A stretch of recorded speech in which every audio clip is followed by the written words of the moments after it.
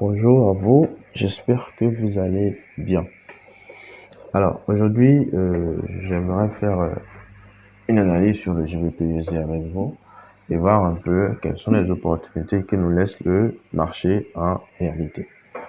Alors, euh, comme d'habitude, je commence sur du Higher Time Frame.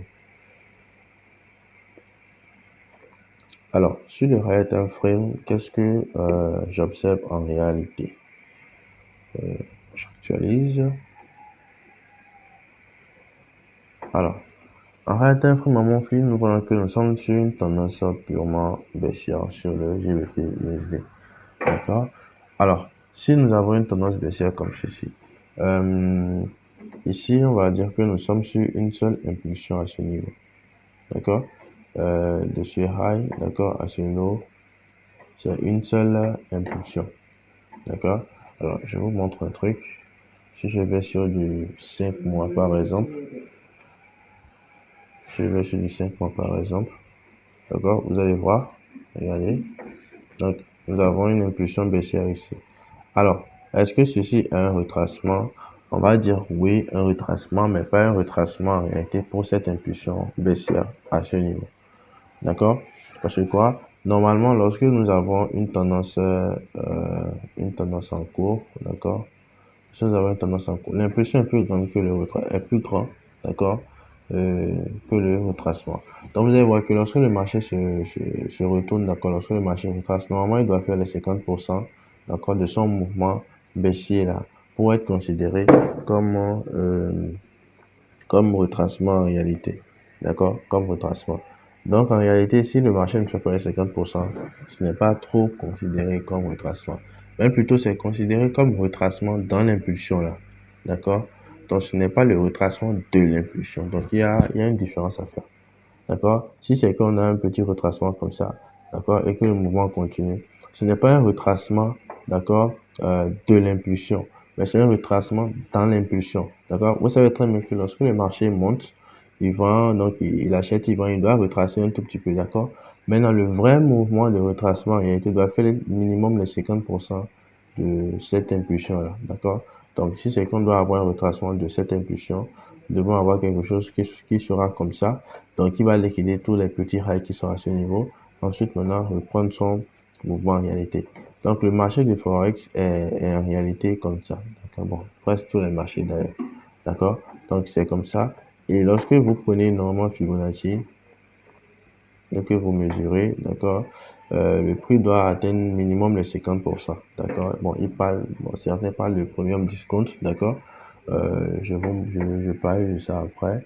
Donc ici, ça doit faire au moins les 50% de mouvement pour être considéré comme un retracement valide, d'accord. Mais c'est pas forcément que le retracement doit s'arrêter au niveau de 50%. Le retracement peut aller même au-delà et même peut-être venir ici, d'accord. Mais il faudrait que ça fasse au moins les 50% du mouvement. Donc si ici, d'accord, cette impulsion-là, j'essaie de prendre Fibonacci, je mesure ça de ce high, d'accord, à cette impulsion baissière, d'accord.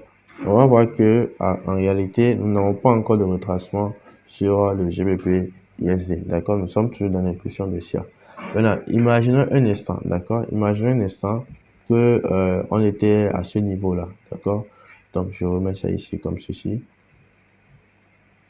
Alors, est-ce que ça a atteint les 50%? Non, ça n'a pas atteint les 50%. Donc, on ne peut pas considérer ça comme un retracement en réalité. Mais c'est un retracement dans l'impulsion baissière. D'accord? C'est-à-dire quoi?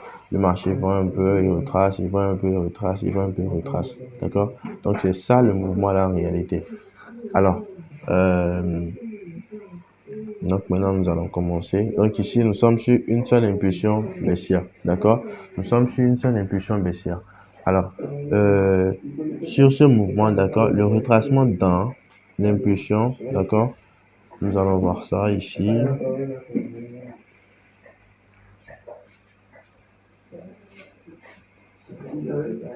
Donc, vous allez voir à ce niveau, d'accord, nous avons un retracement dans l'impulsion comme ceci, ici, ici, d'accord, ici, ici, comme ceci par exemple. D'accord? C'est un truc qu'on peut peut-être observer que nous sommes sur une tendance baissière. Alors, on va voir l'impulsion baissière ici, d'accord? L'impulsion baissière ici, là, d'accord? C'est d'ici à là, ok? Ici à là. Donc, nous avons notre impulsion baissière là. Alors, si on prenait par exemple une Fibo, d'accord? On prenait Fibonacci et qu'on mesurait. Alors, on peut voir que le marché a atteint minimum les 50%. D'accord? Le marché a atteint minimum les 50%. Et nous allons voir que les 50% atteignent plutôt une supply zone ici. D'accord? Les 50% atteignent une supply zone ici. Donc, si je trace, d'accord, une supply zone. Donc, ici.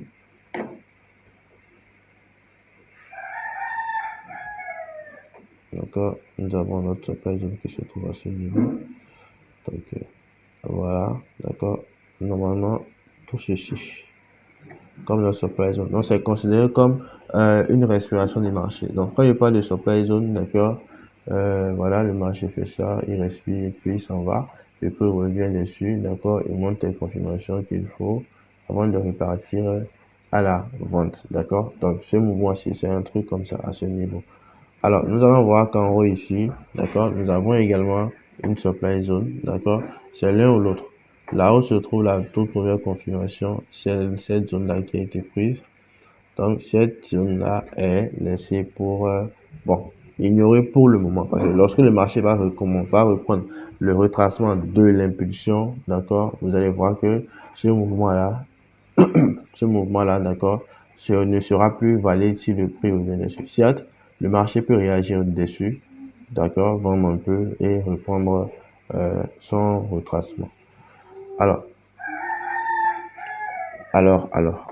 Donc ce que je voulais juste montrer, c'était un peu ça.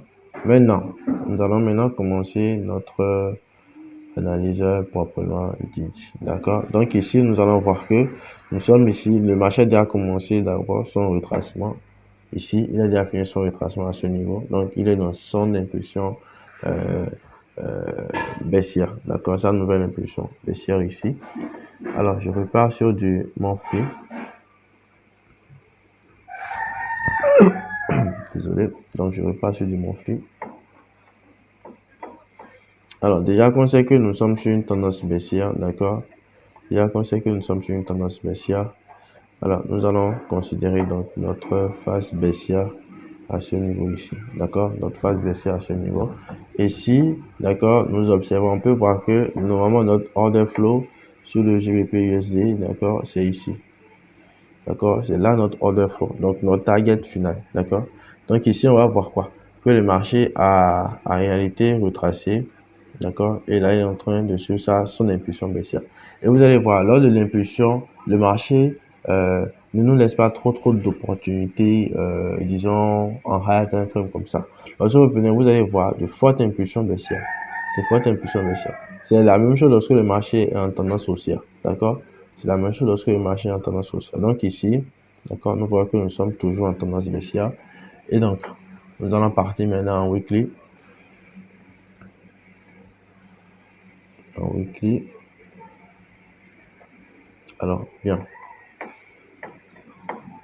En weekly ici, nous voyons bien que la tendance baissière a bien commencé là, d'accord? Vous allez voir à chaque fois, au moins ceci c'est un retracement pour cette impulsion. Et l'impulsion est toujours grande que le retracement. Vous allez voir ici, d'accord? On a ce high, on a ce lower low ici, d'accord? Nous avons un BOS là. Quand on prend d'ici à là, d'accord, les 50%, ça avoisinait quelque part ici, d'accord? Mais le marché, il y avait une supply zone pour le marché ici, où qu'il allait chercher et puis il a vendu, d'accord? Ceci n'est pas considéré comme un retracement, d'accord? Pas du tout, d'accord? C'est comme un drop, base, drop, d'accord? Donc c'est en réalité ça. Donc le prix peut peut-être venir dessus pour une prochaine fois. Bon, ça va dépendre du temps pour réagir dessus. Alors, actuellement ici, d'accord, ce mouvement-ci également n'est pas un retracement toujours pour ceci. Mais c'est un retracement, d'accord, dans l'impulsion baissière. Ok, un retracement dans l'impulsion baissière. Donc, actuellement, c'est ça qui nous donne qui pourrait nous donner une opportunité normalement. D'accord? Alors, lorsque je prends, je vais encadrer ça alors. Je vais encadrer ici. Donc, alors, voilà. Donc, si j'encadre ce mouvement, d'accord, si j'encadre ce mouvement-là, alors nous allons voir que en weekly, d'accord, le marché a réagi comme ceci. Le marché a réagi comme ceci. Bon, en pleine tendance baissière, nous avons un retracement dans l'impulsion, d'accord, et une autre impulsion a commencé. Donc, un retracement, ce qui veut dire quoi? Le marché va continuer son impulsion jusqu'à la vente. On est d'accord. Alors, ici, si on voit bien, ici, bon, un retracement de l'impulsion, on va considérer ceci, d'accord. Donc, cette impulsion-là, si je prends Fibo normalement, d'accord, si je prends Fibo, je fais ça, on peut voir que le marché a déjà atteint les 50% de la zone. Et les 50% coïncident avec une supply zone pour le marché, d'accord? Une supply zone pour une vente potentielle, ok? Donc, dans ce mouvement-ci, c'est ça que j'ai repéré à ce niveau-là. Donc, là maintenant, ce que je vais faire, c'est quoi? On va maintenant commencer l'analyse. Alors, ici, donc j'ai mon BOS là. Donc, le BOS pour une continuation. D'accord? BOS pour une continuation baissière. Alors, ici, j'ai ma supply. J'ai ma supply zone à ce niveau. D'accord? Donc, je vais marquer weekly. Bien, je marque weekly. Alors, ici également, on peut ne pas négliger ça, hein, parce que bah, voilà, le marché reste le marché après tout. Donc, je vais toujours marquer weekly à ce niveau. Alors, qu'est-ce que je fais? Je vais maintenant aller sur du lower time frame, bon, en daily pour bien observer ce qui se passe à l'intérieur. D'accord, d'autant plus qu'à ce niveau-ci, nous avons toujours de l'imbalance qui se trouve là. D'accord? Donc, je vais mettre imbalance ici. Alors, je vais mettre de l'imbalance. Donc, vous devez savoir que le marché ne compte pas toujours tous les imbalances. Non. D'accord? Il y a des imbalances peut-être qui sont même le point d'entrée, d'accord, à certains moments. OK? Donc, imbalance. Voilà. J'ai mon imbalance là. Maintenant, je vais en daily. Alors, en daily, désolé. En daily, qu'est-ce que je constate? Voilà. Ici, nous pouvons voir que nous avons une prise de liquidité avant la vente à ce niveau. D'accord? Donc, tout ça, c'est pour se mettre en confiance. D'accord? Prise de liquidité avant la vente à ce niveau. Alors, bien. Donc, ici, donc nous allons voir que nous avons notre BOS normalement ici. Donc, notre impulsion est là. Donc, vous allez voir que ce mouvement, d'accord, dans l'impulsion là, d'accord, dans l'impulsion là, ce mouvement était un retracement pour la nouvelle impulsion, d'accord. Parce que si par exemple nous prenons notre Fibo de notre high, d'accord, à notre low, d'accord, ici, donc vous avez vu, ça a déjà atteint les 50%, ça a dépassé. Vous avez vu, ici, le prix a préféré réagir sur l'imbalance, ok, il a préféré réagir sur l'imbalance. Donc là maintenant, normalement, réaction sur l'imbalance, on n'a pas d'opportunité. On ne sait pas s'il faut prendre ou s'il faut laisser. Ou peut-être, on va savoir si éventuellement il n'y avait pas de, euh, disons, euh, une petite supply, d'accord, qui a fait réagir le marché pour vendre. Ok. Donc là maintenant, nous allons considérer donc ce mouvement d'impulsion toujours. Donc ici, nous avons un BOS à ce niveau. Donc, on va marquer notre BOS. Alors, après ce BOS, d'accord, qu'est-ce que nous constatons? Nous constatons que nous sommes sur ce mouvement de tendance baissière là, d'accord? Le prix a fait quoi? Le prix a réagi. Donc, le prix a réagi et s'est retourné du moins pour un retracement pour revenir dans cette supply zone ici. D'accord? Donc, c'est ça, je vais marquer supply zone ici. Alors, supply zone, bien. Voilà, supply. Alors, dans cette supply, qu'est-ce que nous avons? Nous avons normalement notre imbalance plus POI. OK? Nous avons notre imbalance plus POI. Donc, voici notre imbalance ici. D'accord? Notre imbalance. Oh là là.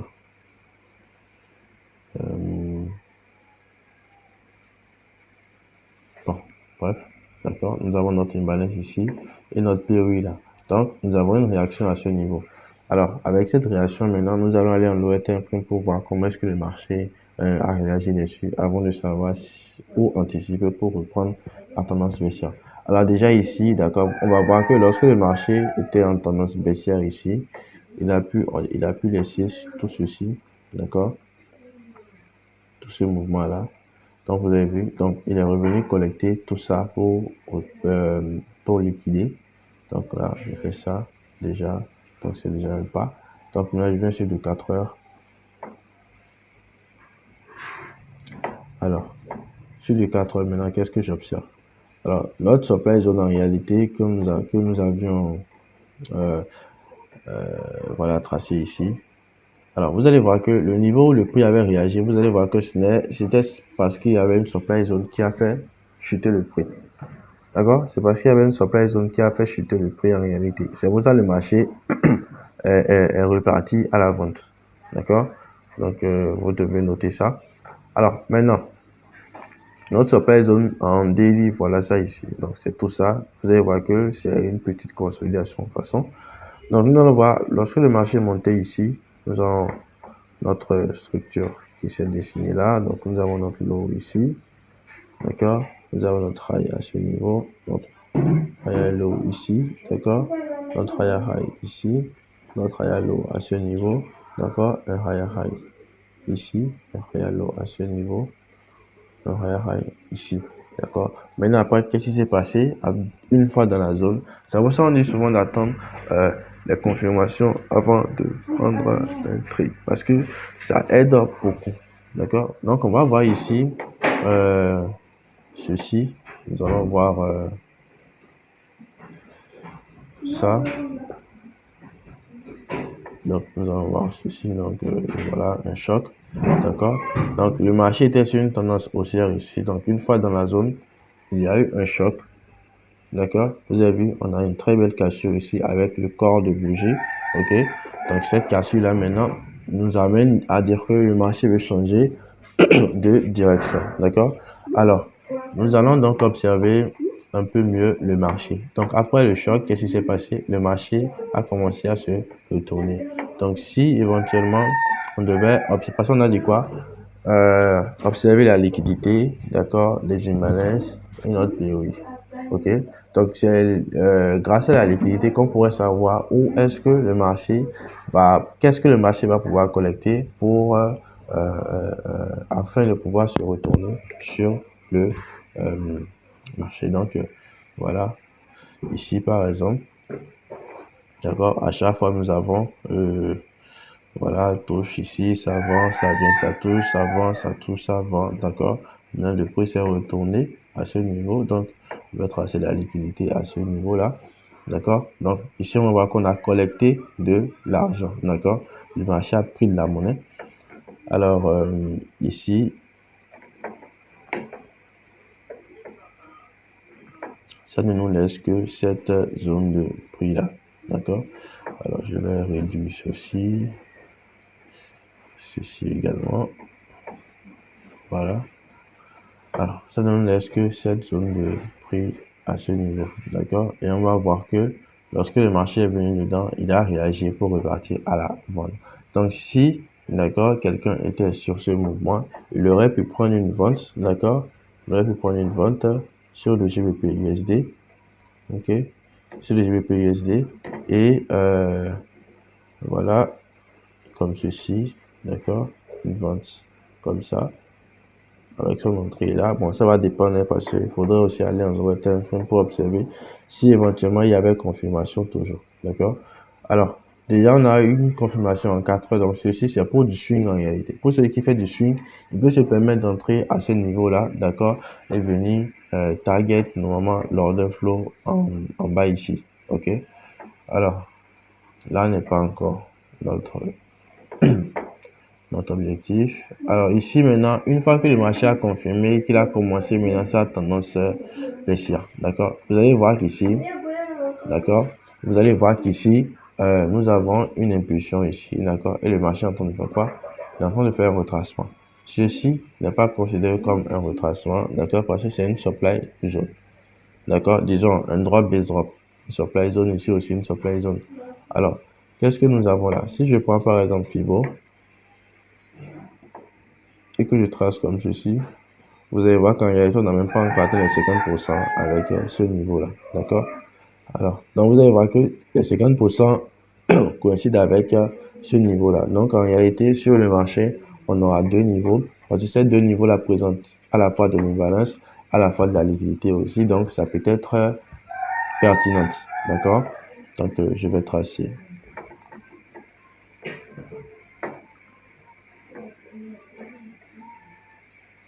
Je vais tracer ceci, là, comme ceci.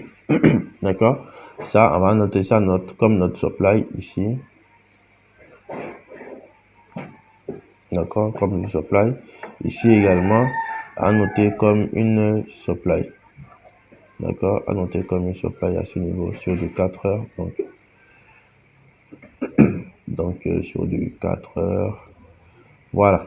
D'accord? Sur du 4 heures. Voilà ce que j'ai. Ici également sur du 4 heures comme notre supply. Maintenant, je vais maintenant en LTF, je vais directement sur du 1 heure. D'accord? Alors, ici, qu'est-ce que j'observe? J'observe en réalité que la zone que j'ai prise, d'accord, la zone que j'ai prise pour, comment dirais-je, ma supply zone ici, si je trace, vous avez vu à ce niveau, nous avons une equal high à ce niveau-là. D'accord, nous avons une equal high à ce niveau. Donc, je vais faire ça, liquidité. Donc, ce qui montre que le PE qui est ici, d'accord, sera invalide. D'accord. Souvent, les PE qui se trouvent au niveau des equal high ou des equal low, là, d'accord, sont, bon, je ne sais pas toujours, mais pour la plupart du temps, ce sont des zones fake en réalité. D'accord. Il y a une possibilité pour que le prix ne la respecte pas. D'accord. Alors ici, on peut voir que le marché nous présente tout ce que nous voulons normalement voir, d'accord, pour une vente. D'accord, on peut voir ici, on a un break, d'accord, on a de l'equal high à ce niveau, d'accord, le prix est en train de retracer. Maintenant, en LTF ici, d'accord, en 1 heure, on va voir qu'ici, on n'a pas d'imbalance. C'est comme si tout avait déjà été mitigé. Ok, je vais par exemple sur du 15 minutes. Sur du 15 minutes, d'accord, on va voir qu'ici, bon, voilà, nous avons cette zone de prix ici, d'accord, toujours pas d'imbalance normalement, d'accord, toujours pas d'imbalance. En 30 minutes, je reviens. Bon, en 30 minutes, oui. En 30 minutes, oui. Mais non. Nous allons voir que à ce niveau, le call high était bien là. Donc, voilà. Donc, si on devait, d'accord, raffiner cette zone ici, nous allons prendre ça. D'accord. Maintenant, vu que nous sommes sur une tendance baissière, c'est une possibilité que le prix puisse réagir là. D'accord. C'est une possibilité, j'ai bien dit, pour que le prix réagisse là pour la vente. D'accord. Au cas où, d'accord, au cas où, par exemple, on ne trouvait pas de confirmation pour entrer ici, d'accord, cela voudrait dire que c'est ici, d'accord, qui sera notre zone potentielle pour entrer.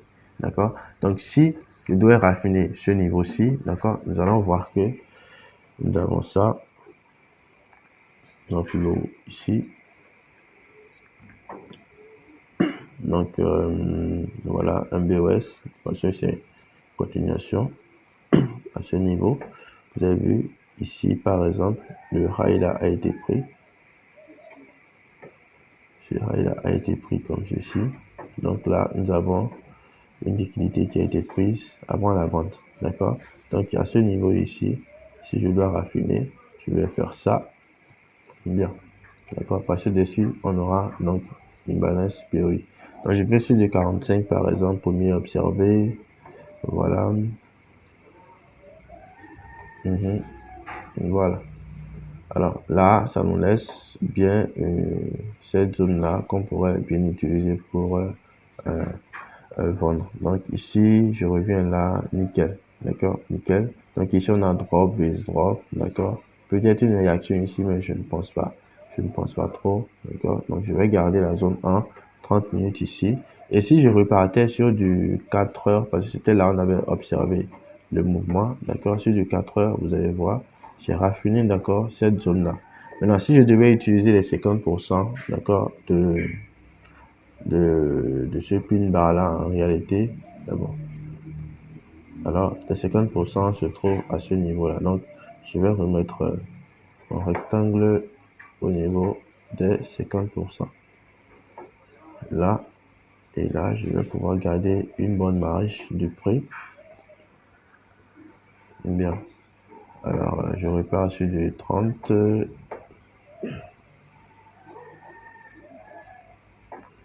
Alors, on voit que ça vient, d'accord, tout jusqu'ici. Donc, c'est déjà raisonnable pour une entrée, pour une entrée normalement. Alors ici, si je devais tracer quelque chose de surplus, je vais observer ça. D'accord, je vais observer ceci. Alors, tout ça, c'est quoi? C'est de la liquidité. D'accord, c'est de la liquidité. Donc ici, je vais tracer ça. Donc, ce qui fait que cette zone ici, moi, je ne vais pas trop considérer ça. D'accord, mais je vais observer si éventuellement il y a confirmation dessus ou pas. D'accord, donc c'est ce que moi, je vais observer. Mais je pense pas que ça va pouvoir réagir parce que si je traçais en réalité ceci également, si je traçais ceci également, vous allez voir que nous sommes sur une trend line. D'accord, nous sommes sur une trend line. Donc, ce qui veut dire quoi? Le marché va essayer de bouger jusqu'ici, prendre toutes ces liquidités-là, parce que nous avons les stop loss ici, d'accord, ici. Les réalités se sont placées là, d'accord? Ça reteste là, ils vendent, ça reteste, ils vendent, d'accord? Ça reteste, ils vendent, donc cassure.